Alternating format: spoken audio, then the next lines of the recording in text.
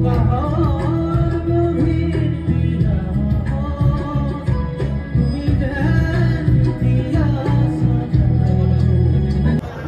মই আছোঁ এতিয়া চতিয়াৰ মাজমজিয়া এটা বিশেষ অনুষ্ঠানত। বিশেষ অনুষ্ঠান বুলি এইকাৰণেই কৈছোঁ যে আমাৰ এই অঞ্চলত আচলতে যি সুপ্ত প্ৰতিভাৰ শিল্পী আছে সেই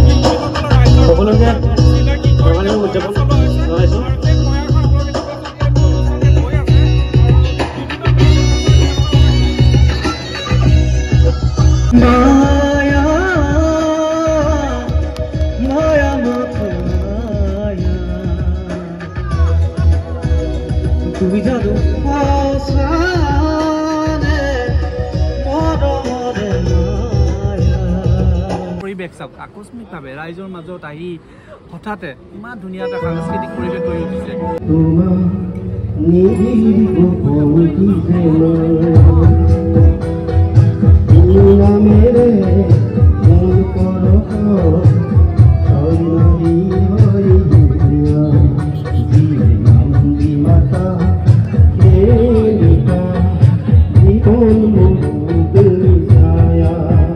আমি সকলো আচলতে আপোনাৰ এজন ৰাজনীতিক বুলি জানো, কিন্তু আজি আপুনি ইয়াত মানে যি গীত পৰিৱেশন কৰিলে তাৰ পৰা আমি বুজিছোঁ যে আপুনি এগৰাকী মানে শিল্পীও।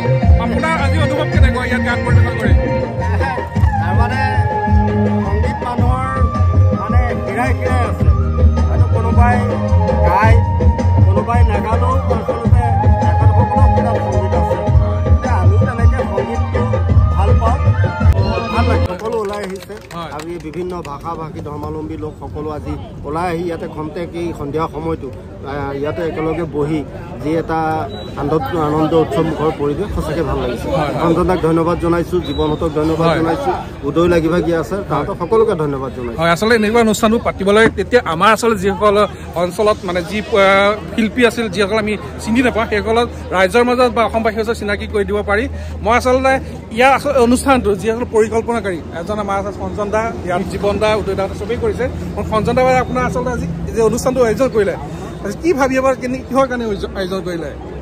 সকলোৱে ভাল পালে ভাল লাগিব হয় বিহু বুলি। হয়, আপোনাৰ আচলতে পৰিকল্পনা ভালেই লাগে, মানে মানুহ আচলতে ওলাই নাহে, আপুনি সন্মুখত নাহে, কিন্তু ভিতৰি আপুনি বিভিন্ন পৰিকল্পনা কৰি থাকে। এইটো এটা আপোনাৰ বিশেষ মানে কৰ্তৃত্ব আপোনাক দিবলগীয়া এইটো বিষয়ে। ভাল পালে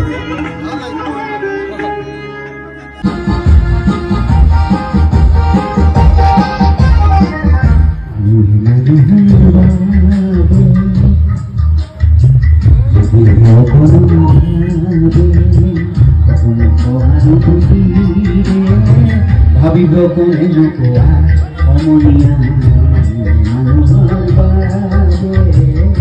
এই অনুষ্ঠানটোৰ জৰিয়তে আপোনালোকে কিছু মানে অচিনাকি শিল্পী ৰাইজৰ মাজত চিনাকি কৰি এটা প্ৰয়াস নহয় জানো?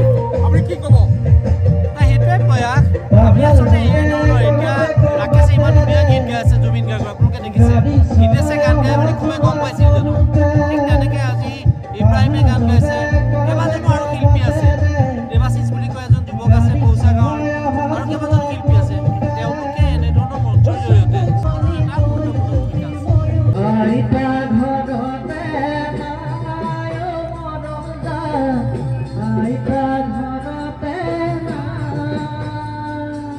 মন জুয়ার বতহরতে পেপা ধুলর খবরতে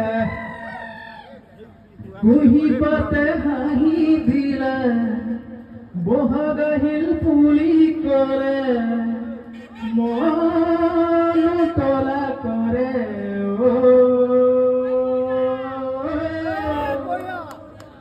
আপোনালোকে আজি এই যি অনুষ্ঠানটো আয়োজন কৰিলে এইটো আপোনালোকৰ অনুভৱ কেনেকুৱা? কি ভাবি পেলাই আচলতে কৰিছিলে?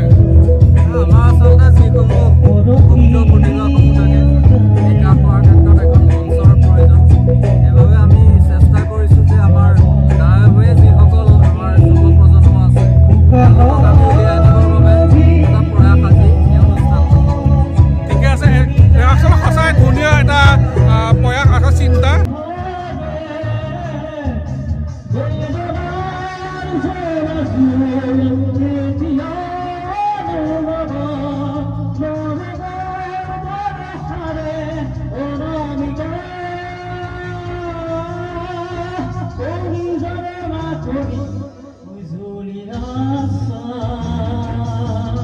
এনেধৰণৰ অনুষ্ঠানবোৰ আচলতে খুবেই প্ৰয়োজন কাৰণ আমি সকলোৱে জানো আমাৰ অঞ্চলসমূহ বা ভিতৰুৱা অঞ্চলত বহুতো প্ৰতিভাশীল ব্যক্তি আছে কিন্তু সেইসকলে এখন সঠিক মঞ্চৰ অভাৱত তেওঁলোকে সেই প্ৰতিভাবোৰ বিকাশ কৰিব নোৱাৰে বা ৰাইজৰ মাজলৈ লৈ যাব নোৱাৰে কিন্তু আজি আয়োজকসকলে এনে এটা প্ৰচেষ্টা লৈছে যে তেনে প্ৰতিভাশীল ব্যক্তিসকলক উলিয়াই আনি ৰাইজৰ মাজত চিনাকি কৰি দিয়া এক প্ৰয়াস লৈছে ই আচলতে অতি শলাগিবলগীয়া প্ৰচেষ্টা আৰু মই এই ভিডিঅ'টোৰ জৰিয়তে আয়োজকসকলক ধন্যবাদ জ্ঞাপন কৰিছোঁ আৰু আশা ৰাখিছোঁ ভৱিষ্যতে এনেধৰণৰ প্ৰচেষ্টা চলি যাওক আৰু শেষত মোৰ ভিডিঅ'টো ইয়াতে সমাপ্ত কৰিছোঁ পুনৰ আপোনাৰ এটা নতুন ভিডিঅ' লগ পোৱাৰ প্ৰতিশ্ৰুতি আজিলৈ বাই বাই ধন্যবাদ